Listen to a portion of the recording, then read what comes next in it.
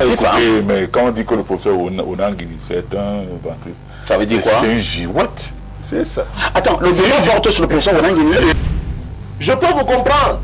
Parce que pour vous, vous croyez que Kamto, c'est celui qui s'est bien nourri et il n'aura jamais faim. Est-ce que nous parlons de famine ici ce matin? Non, je dis bien, il n'a pas faim. Celui qui se reconnaît sur ce plateau, c'est son problème. Et on se demande où il s'est bien nourri. Il se nourrit avec le même système que vous combattez. Vous êtes certain? Oui. Quand je dis que le professeur Onangini est un ventriste, parce qu'il est malhonnête. Oh là là. Moi, je vous dis, cher Jean-Robert Wafo, ayez la culture de respecter les Camerounais. J'ai entendu votre Kamto aussi dire qu'il y a certains jeunes qui vantent leur jeunesse. Le professeur Maurice Kamto n'a jamais publiquement dansé un quelconque patriote. Lui, il a passé sa jeunesse à servir le président Paul Biya. Donc il pense qu'il a des leçons à donner à Cabral, ou il a des leçons à donner à Cheikh Joshua, ou même à moi qui est assis ici. Mais je dis, je suis surpris que lui qui n'était pas candidat, lui qui a été disqualifié de façon barbare, je vais vous rapprocher, que ce soit contre lui qu'on porte des attaques. Il faut avoir le respect, il faut respecter les gens. Quand les gens ne pensent plus comme vous, il faut pouvoir les respecter.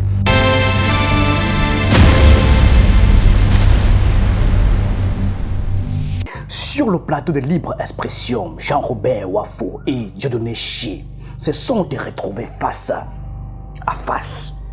Autrefois camarades au Social Democratic Front, ils défendent aujourd'hui des visions radicalement opposées de l'opposition camerounaise.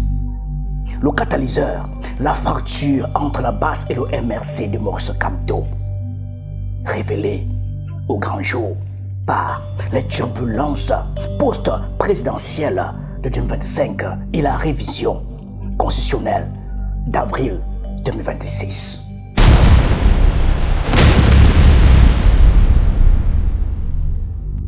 Pour comprendre ce qui se joue sur ce plateau, il faut remonter au fracas de la présidentielle du 12 octobre 2025.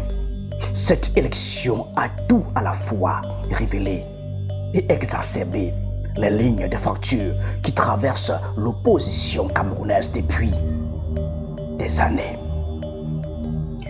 Le mouvement pour la renaissance du Cameroun, le MRC de Maurice Kamto, écarté de la présidentielle par décision du Conseil constitutionnel après que son parti eut boycotté les élections législatives et municipales de 2020, s'est retrouvé dans une posture inédite, celle d'un acteur puissant privé des bulletins de vote mais disposant encore d'une influence capitale sur l'électorat.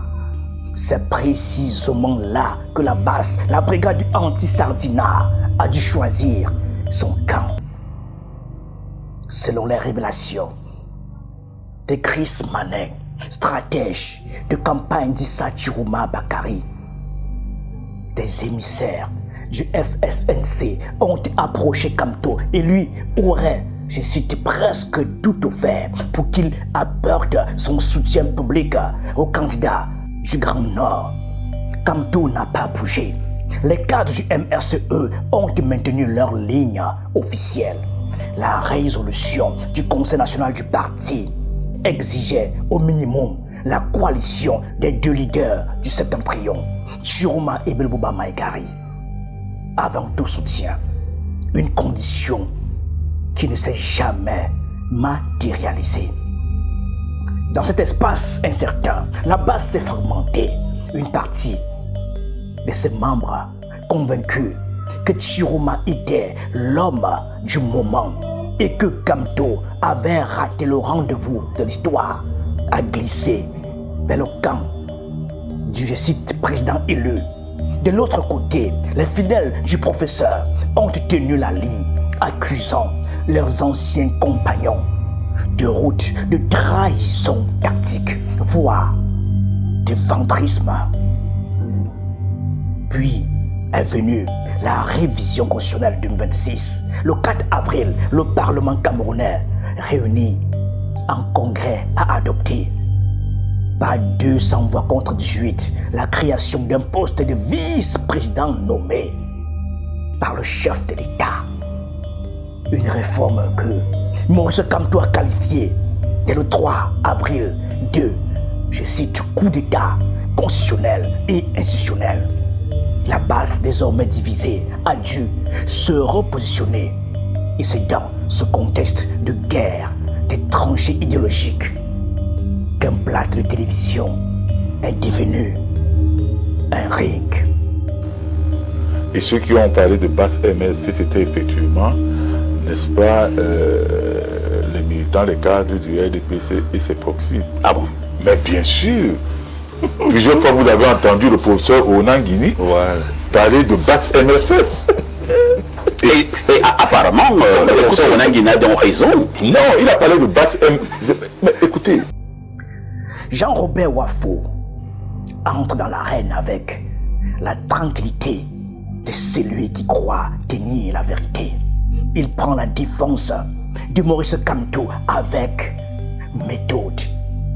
Mais ses coups les plus acérés ne sont pas destinés à Dieudonné Chi. Du moins, pas d'emblée.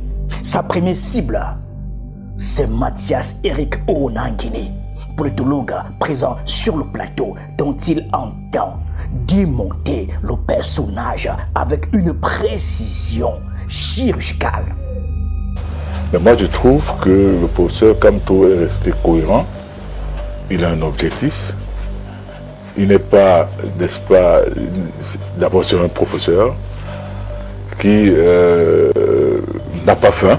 Ça, il faut le dire clairement, il n'a pas faim. Est-ce que nous parlons de famine ici ce matin? Non, je dis bien, il n'a pas faim. Celui qui se reconnaît sur ce plateau, c'est son problème. Je dis, il n'a pas faim. Il n'est pas carriériste. Il n'a pas changé de position depuis qu'il est dans l'opposition. Il a toujours été constant. La formule d'une efficacité redoutable, sans prononcer un seul nom, Wafo désigne. Le mot arriviste s'ensuit, projeté comme un stylet. Onanguini, dit-il, est un ventriste, terme qu'il définit lui-même comme synonyme de girouette, d'intellectuel qui ajuste ses convictions au cours du vent politique. Il faut savoir comment le système fonctionne. Le système passe par certains intellectuels. N'est-ce pas, pour diffuser, alors pour propager, c'est-à-dire ce qu'ils pensent. C'est ça, c'est pour ça que vous allez voir, vous avez vu là tout à l'heure, quand vous avez donné la parole à M. Mathias Eric Onanguini, il a porté immédiatement des attaques contre le professeur Calvin Abba. C'est lui qui m'a d'abord attaqué. Mais oui, mais il n'est pas sur le plateau. Oui, mais... Non, il n'est pas sur ce plateau. Vous êtes lâche. Non, nous parlons de M. Biya. Mais M. Biya n'est pas sur ce plateau. Non, écoutez, non, mais il est président de la République. Il n'est pas sur le plateau. La République, c'est la chose publique, c'est la chose, ça nous appartient à nous tous. Mais je dis, M. Onanguini, dans une lâcheté, se permet d'attaquer le professeur Jean-Calvin Abba Oyono alors qu'il n'est pas sur le plateau. Tout simplement parce que le professeur Abba Oyono a refusé d'être ventriste comme lui. C'est ça. Oh là là. La séquence sur Abba Oyono est révélatrice. Robert Wafo dénonce une pratique qui consiste à frapper les absents, à stigmatiser ceux qui refusent de rendre service au système et d'ajouter, avec une fausse modestie qui redouble l'attaque. Mais oui, non, moi je le dis clairement. Pour l'instant, nous avons été polis sur ce plateau. Je suis encore poli. Je suis poli. Donc je n'ai pas utilisé un terme fort. Sous-entendu, les vrais qualificatifs sont autrement plus féroces. Puis le cadre du FCC recentre son argumentaire sur le fond politique. Il défend le positionnement de Kamto lors de la présidentielle de 2025. Le soutien conditionné à la coalition des deux leaders du Grand Nord. Comme une posture cohérente et documentée, il soutient que les attaques portées contre Kamto après la révision constitutionnelle ne sont que des diversions, des manœuvres de déstabilisation pilotées par les proxys du RDPC. Quand je dis que le professeur Onanguini C'est un ventriloque parce qu'il est malhonnête. Oh là là. Oui, je dis, il est foncièrement malhonnête. C'est encore insultant, même. Non, ce n'est pas insultant. C'est le professeur Onan Guini qui, il y a quelque temps, avant le chantalisme, biaïsme, disait que le Cameroun est une monarchie. Attends, laissez-moi pour l'instant, moi je vous pose des questions sur la base de la déchirure. Attendez, je vous relance. Je vous pose des questions sur la déchirure entre la base et le MRC. Mais vous êtes en train d'attaquer le professeur Onan Guini. Je dis, c'est pour vous dire qu'il y a des gens, soit du côté de la base, je n'ai pas dit tous, hein, qui peuvent avoir la même démarche que le professeur Onan Guini. C'est ça. Qui peut faire un virage à 180 degrés. Qu'est-ce que le professeur Onan Guini a dit sur ce sujet? Il n'a même encore rien dit. Dieudonné Chi écoute. Puis quand il prend la parole, il répond. Et son retour de feu ne manque pas. Ne manque ni d'ordre ni de précision. Il commence par retourner contre Robert Wafo. Sa propre posture. L'arrogance supposée. Le mépris envers quiconque dévie de la ligne Camto. Quand j'écoute mon ancien camarade, monsieur Jean-Robert Wafo, avec cette attitude arrogant et méprisant envers les Camerounais, chaque fois que les gens ne s'entendent pas avec votre ligne idéologique ou avec votre Camto, ces gens deviennent des ventristes. Les Camerounais qui les soutenaient hier, c'est bon. Les jeunes qui sont là derrière, qui n'ont pas d'emploi, qui le soutiennent pour que le Cameroun s'améliore, c'est bien. Ceux qui sont marchés avec lui et se sont retrouvés en prison, quand ils marchaient, c'était bon. Le jour où ils auront un discours contraire, le jour où ils osent penser autrement, vous les appelez les ventristes. L'argument de Dieudonné Chi est strictement solide. Il pointe l'usage à géométrie variable de l'étiquette ventriste dans la bouche des défenseurs de Camto. Le terme serait devenu un instrument d'exclusion, une manière de liquider toute dissidence interne plutôt que de la traiter politiquement. Mais Dieudonné Chi va plus loin. Il sort l'arme la plus lourde de son arsenal, l'histoire, et il la retourne contre Camto lui-même. Je peux vous comprendre, parce que pour vous, vous croyez que Camto c'est celui qui s'est bien nourri et il n'aura jamais faim. Et on se demande où il s'est bien nourri. Il se nourrit avec le même système que vous combattez. Vous êtes certain? Oui, il se nourrit avec le même système que vous combattez. Il a été ministre, n'est-ce pas? Vous dites qu'on lui attaque après qu'on ait modifié la constitution, mais vous oubliez que le gré à gré dont il parle aujourd'hui, il donne l'impression qu'il est en train d'inventer quelque chose. Mais le gré à gré dont il parle aujourd'hui, il était au gouvernement en 2008 quand on modifiait la constitution. Quand mon père spirituel, le chairman du SDF, Nijod Fundi, protestait, il avait organisé une marche intitulée La mort de la démocratie. Vous étiez au SDF à l'époque. Quand on était avec le gouvernement, vous êtes là, vous avez les preuves qu'il a signé les motions de soutien. Ça passe partout sur les plateaux de télévision. La référence à Froundi, fondateur du SDF, figure titulaire de Dieudonné Chi, n'est pas anodine. Elle ancre l'argument dans une légitimité militante que Robert Wafo ne peut pas revendiquer. Chi était au SDF. Chi a grandi dans l'opposition historique au régime Biya. Chi a vu Froundi organiser la marche de la mort de la démocratie en 2008, pendant que, dit-il, Camto siégeait encore dans les ministères du palais des Toudis. Le coup est d'autant plus douloureux pour le camp Wafo que la trajectoire de Camto, de ministre de Paul Biya à champion de l'opposition, est un point sensible que ses adversaires exploitent aujourd'hui régulièrement.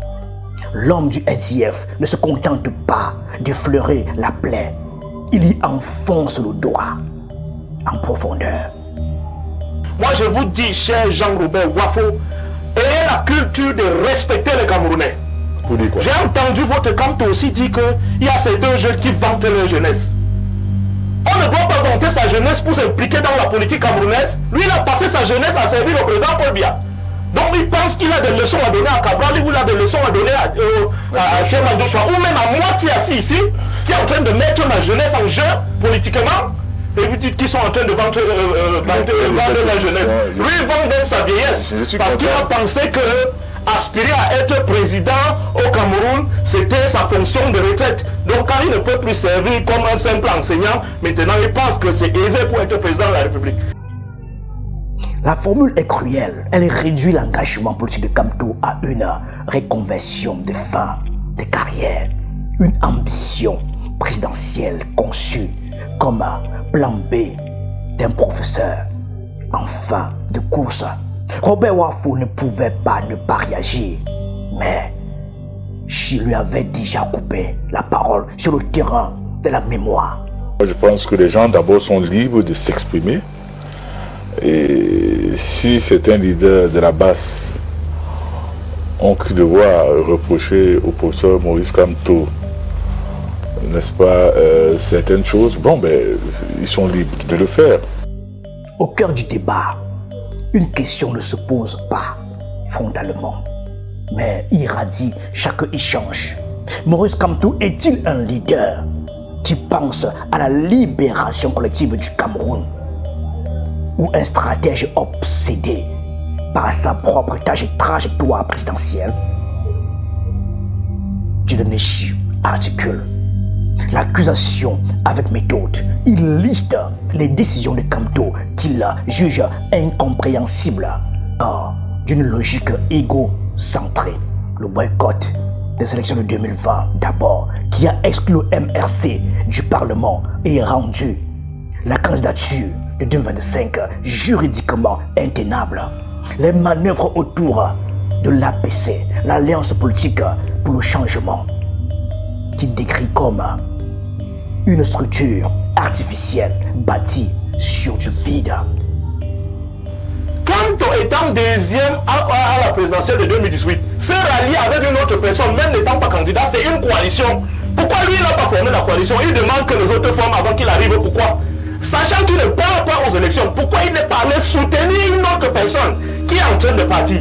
Vous voulez aller loin pour savoir qu'il est égocentrique? Vous voulez aller loin pour le savoir? Voilà quelqu'un qui est prêt à aller dans un parti qui avait seulement un seul conseil municipal pour chercher à s'investir pour la présidentielle. Les autres élections, on peut la boycotter. Pour lui, on ne la boycotte pas. Il peut démissionner, il part dans un autre parti pour chercher l'investiture et il revient un mois après, il prend le sommet. Comme le président Paul Biya aussi, lui aussi, il s'accroche au sommet de l'État. Lui, il est comme ça, il s'accroche. Il démissionne d'un parti à un autre. En moins d'un mois, il revient, il prend le sommet. Vous voulez aller loin pour savoir qu'il est égocentrique? La comparaison avec Paul Biya est une bombe rhétorique. Elle renvoie Kamto à l'image même du système qu'il prétend combattre.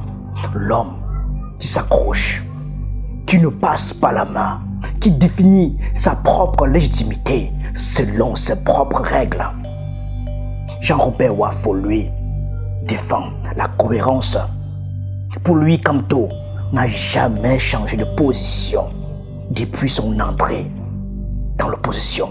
Il n'a jamais publiquement insulté qui que ce soit. Il s'est exprimé comme citoyen sur la révision constitutionnelle, ce qui est son droit. Et la résolution du Conseil national du MRC sur la présidentielle de 2025 était claire, connue, documentée. Ce n'est pas de la tergiversation, c'est de la discipline partisane. Le professeur Maurice Kamto n'était pas au Parlement. Il s'est exprimé en tant que citoyen camerounais, c'est de son droit. Il a dit ce qu'il pensait de cette révision de la Constitution. D'où vient-il que les gens le ramènent en arrière sur ses prises de position durant la présidentielle de 2025? Et je tiens d'ailleurs à rappeler que durant la présidentielle de 2025, il a été on ne peut plus clair. Il a demandé aux deux leaders du septentrion de se mettre ensemble. Et que le candidat qui sera mis devant à l'issue de la concertation entre ces deux leaders qui étaient candidats, il va apporter son soutien. Mais d'où vient-il que ça gêne certaines personnes? C'est son point de vue. Et j'ai partagé ce point de vue. J'étais tout à fait d'accord. On laisse ces deux leaders et on vient attaquer le professeur Kamto. Sur la base de quoi?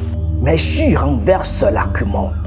La diaspora camerounaise, celle qui a bravé les distances, contribué financièrement, soutenu sans relâche, mérite mieux que d'être réduite, je cite, à vendre sa jeunesse, selon les mots que Kamto lui-même avait employés dans une sortie antérieure. Dieudonné Chi s'adresse directement à cette diaspora depuis le plateau de libre expression. Alors, je dis donc aux compatriotes de la diaspora, s'il vous plaît, au lieu de focaliser sur un homme ou sur deux hommes, focalisez-vous sur 180 hommes. Focalisez-vous sur 360 mairies. Ça serait vos frères, vos petits frères, vos soeurs qui seront élus dans les 360 mairies, qui seront élus parmi les 180 députés. Et ils seront là pour redéfinir les fondations du Cameroun nouveau à l'Assemblée nationale. C'est eux qui vont faire les lois. Donc, donnons-nous donc l'ambition d'avoir aussi, comme le RDP se donne, comme nous aussi on se donne l'ambition d'avoir la majorité à l'Assemblée nationale. La proposition est concrète, presque désarmante dans sa sobriété. Elle déplace le débat de la personnalité vers l'institution, de l'homme vers la représentation. Et c'est là peut-être le point le plus fort de l'intervention de ce cadre du STF. Il offre une sortie programmatique à une discussion qui risquait de rester prisonnière des égos. Et moi je crois qu'avec les données que nous avons aujourd'hui, si on se prépare bien pour les élections locales, on peut avoir plus de 80% dans ce pays. L'opposition peut l'avoir parce que les Camerounais en ont soif de changement. Il faut juste s'organiser. Ce qui rend ce duel particulièrement chargé, c'est l'itinéraire commun que les deux hommes partagent. Jean-Robert Wafo a milité au STF, le même parti que Dieudonné Chi. Ils ont marché sous les mêmes bannières, cru aux mêmes idéaux de démocratie multipartiste, combattu le même régime, puis leurs routes ont divergé. Jean-Robert Wafo a rejoint le FCC avant de se rapprocher de l'orbite MRC. Dieudonné Chi est resté au STF et défend aujourd'hui une ligne d'engagement électoral que Kamto et ce partisan avaient condamné lors du boycott de 2020. Cette fraternité brisée donne à l'échange une tonalité particulière. On ne se bat pas de la même façon contre un ennemi que contre un ancien frère d'armes. Les coups sont plus précis, plus personnels, plus nourris d'une connaissance intime des failles de l'adversaire. Robert Wafo sait comment parler à Chi. Chi sait où faire mal à Wafo. Et derrière eux deux se profile la question fondamentale que pose la politique camerounaise en ce mois d'avril 2026. Est-il encore possible de construire une opposition cohérente quand la révision constitutionnelle vient de montrer que le régime peut modifier les règles du jeu en 4 jours dans l'indifférence quasi totale d'un parlement à majorité mécanique? Le professeur Maurice Kamto est dans son rôle. Très bien. En tant que citoyen, c'est normal qu'il ait un mot à dire sur la constitution monarchique qu'on a adoptée donc à la faveur du Congrès qui réunissait les deux chambres du Parlement. Il s'est exprimé. Et moi je dis, il faut être de mauvaise foi manifeste. C'est-à-dire pour aller contre ce qu'il a eu à dire. C'est compris. Il faut que ce soit clair. Merci, M. Wafo. Quand on a lancé une pétition, Chiroma, depuis son exil gambien, a dénoncé la dérive monarchique Le SDF de Joshua Oshi a boycotté le Congrès. La base, elle, continue de se fracturer. Et sur les plateaux de télévision, d'anciens camarades s'affrontent avec les armes de la mémoire et du ressentiment. Il faut avoir le respect, il faut respecter les gens. Quand les gens ne pensent plus comme vous, il faut pouvoir les respecter. On vous dit qu'il est égocentrique. Vous n'avez pas à voir, il faut savoir qu'il est égocentrique. Quand on parle d'histoire de coalition, lui se lève avec l'APC artificiel qui était en l'air, avec le FCC qui ne représente rien. Ils se disent qu'il y a APC, tout le monde doit se rejoindre. Ils donnent un mot d'ordre. C'est comme ça qu'on fait une coalition. Sans discussion, sans négociation. C'est comme ça qu'on fait une coalition. Maintenant, quand ça ne marche pas, il fait un boycott dont lui seul sait pourquoi il a boycotté. Pour aller aux élections, il ne part pas. Maintenant, quand il sort une histoire de mandat impératif au monde, on chante, alors que lui-même il sait qu'il est en train de mentir. Parce que cette histoire de mandat impératif là, c'est du n'importe quoi. Il serait commode de conclure que Jean-Robert Wafo a gagné sur la forme et que Dieu ne chie sur le fond, ou l'inverse. La réalité est plus ambivalente. Les deux hommes ont dit des vérités partielles, stratégiques, mais des vérités. Wafo a raison que Kamto est resté constant dans sa posture d'opposition depuis 2018. Chi a raison que le passé mystérieux de Kamto reste une tâche dont ses partisans peinent à s'expliquer. Ce qui ressort de cet échange surtout, c'est le symptôme d'une opposition structurellement incapable de surmonter ses divisions personnelles pour construire une stratégie collective. Pendant que deux anciens camarades du SDF se déchirent sur un plateau, la révision constitutionnelle est promulguée. Le vice-président sera nommé et la mécanique de la succession sans élection continue de se mettre en place. Mongo Betty, dont l'ombre tutélaire plane sur toute réflexion sérieuse concernant le Cameroun et que j'aime beaucoup invoquer, l'avait formulé avec une clarté cruelle dans ses essais politiques. Le colonisé, intériorisé, finit toujours par faire le travail du colonisateur à sa place.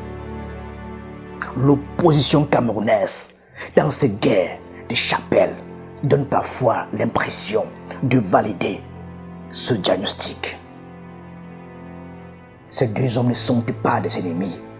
Ils sont deux fragments d'un même miroir brisé. Et tant que ce miroir restera en éclat, Paul Biya ou son successeur constitutionnel désigné n'aura aucune raison de perdre le sommeil. Merci.